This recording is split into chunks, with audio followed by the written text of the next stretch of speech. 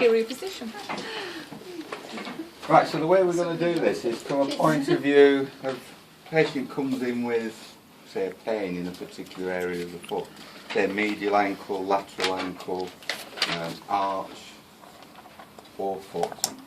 You know, the sort of conditions that you might diagnose from the patient's history and the presenting symptoms, basically. So that's essentially what I want to do. Right. So this is basically to prepare you for when a patient comes in next semester and you're taking your history and you're trying to work out what conditions they've got. That's what it's all about. And then in semester 2, when we do PSP 3, the sports and the children's, we'll do more higher up, so things like knee problems, iliotibial band syndrome, shin splints, compartment syndromes, all that sort of thing. So above the ankle is more next semester. Yeah. So we're tending to focus on the foot today. All right. So just turn your foot out like that. So if we look at this area here, all right, which is the medial side of the ankle, right, just give me some conditions that you might come across in that area. I have got a list of these on a handout there, but I don't want you to see it until we've actually done the thing. Right? Because otherwise it stops you thinking, doesn't it? Really. Okay, so just name me one condition that you might look for on the medial side of the ankle. What did you have, Jane? You had something going on, was it ankle sprain? Where's Helen with her navic? That was class, wasn't it? Tarsal tunnel. Okay, tarsal tunnel syndrome. Yeah. Oh, yeah. Okay. Is it common or uncommon, would you say, compared to other things? Uncommon. Don't see that many cases of tarsal tunnel syndrome. Right. So what do you know about tarsal tunnel syndrome? Is that when the nerve gets trapped Where? in the tarsal? In the tarsal tunnel. Right. So, okay, what structures pass through the tarsal tunnel? I've looked at this.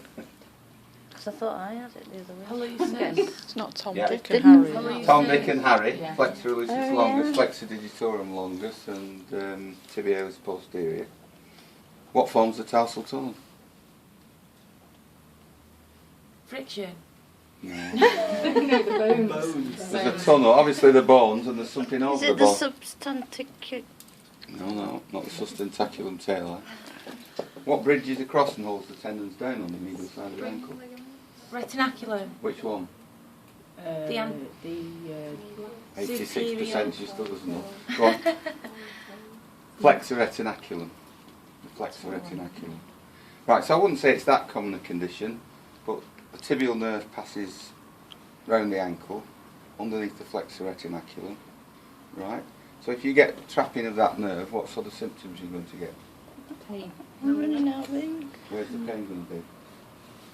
where the nerves are trapped.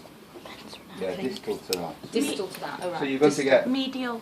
You're going to get pins and needles in the sole of the foot, or sensory changes, right? Okay. How would you diagnose it?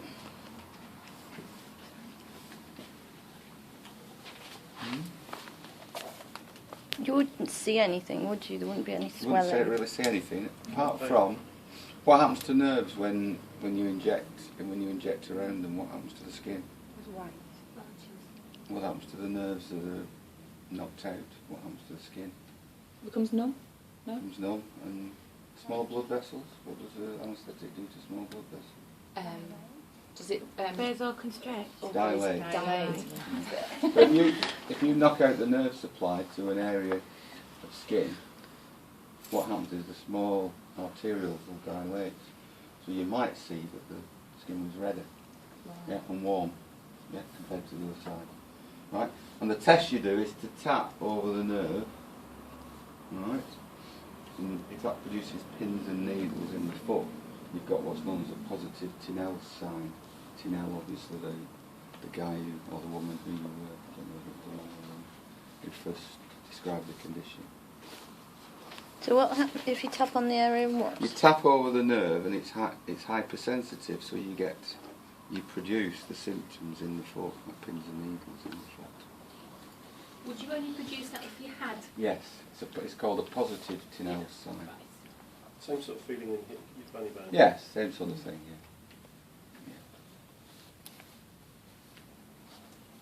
Okay. Is this all on the handout, or do we write to No, make this is notes? not on a handout. I'm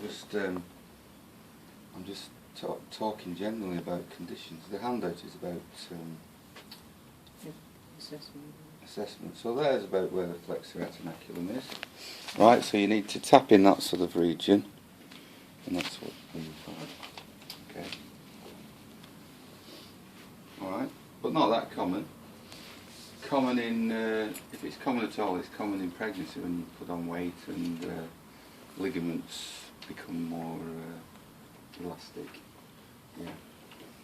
Occasionally it can be due to a foot that pronates and tightens the flexor retinaculum. So there may be something you can do with orthotics, but it's not that common. I'd say it's not one of the common things that we treat. Okay. Give me another more common condition on the medial side. Can I just ask what would be the treatment for that then if you came across it? Well, you need to decide what's caused it. So very often there's swelling of the tendons and things like that. So sometimes they have to cut the flexor retinaculum. Surgery. Surgical treatment, just as you do with carpal tunnel syndrome in the hand. It's the equivalent condition in the foot.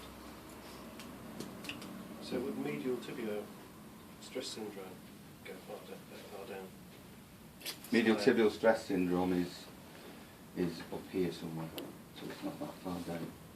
But there is a condition that goes down there, which is not too dissimilar, which would be tibialis posterior. yeah, tibialis posterior. So if you think about the tibialis posterior, it's the first tendon behind the medial malleolus, and it goes to there. Top of the navicular. Tuberosity navicular, right? So in this sort of region here, yeah, that's the course of the tibialis posterior tendon, right? Just runs behind the medial malleolus to the tuberosity of the navicular, right? This is quite not too uncommon a condition, and it causes lots of problems because if you remember, the tib post is the main decelerator of pronation of the subtalar joint.